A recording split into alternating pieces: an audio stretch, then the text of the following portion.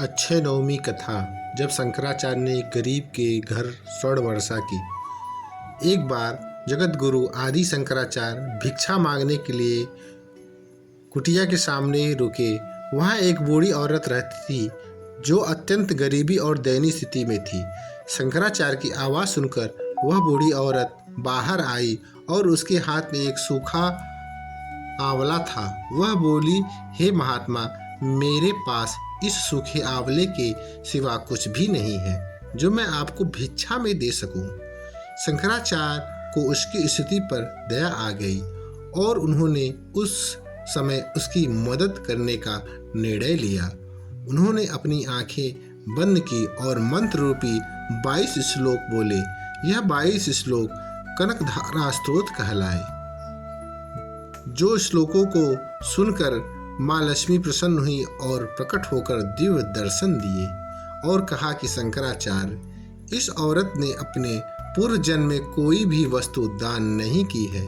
यह अत्यंत कंजूस थी और मजबूरी बस कभी किसी को कुछ देना ही पड़ जाए तो यह बुरे मन से दान करती थी।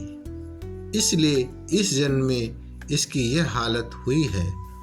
यह अपने कर्मों का फल भोग रही है, इसलिए मैं इसकी कोई सहायता नहीं कर सकती। तब शंकराचार्य जी ने देवी से प्रार्थना की,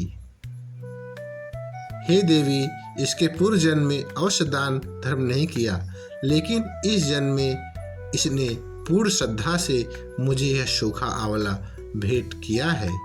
इसके घर में कुछ नहीं होते हुए भी इसने यह मुझे सौंप दिया। इस समय इसके पास यही सबसे बड़ी पूंजी है और इतना भेंट करना पर्याप्त नहीं है। शंकराचार्य की बातों से देवी लक्ष्मी प्रसन्न हुई और इस समय उसे महिला की कुटिया में स्वर्ण के आंवला की वर्षा कर दी। इसी को अक्षय नवमी कहा जाता है। अक्षय नवमी के ही दिन माँ लक्ष्मी ने शंकराचार्य के कहने पर उस गरीब के कुटिया में स्वर्ण वर्षा की थी। तभी से अक्षय नवमी मनाया जाता है।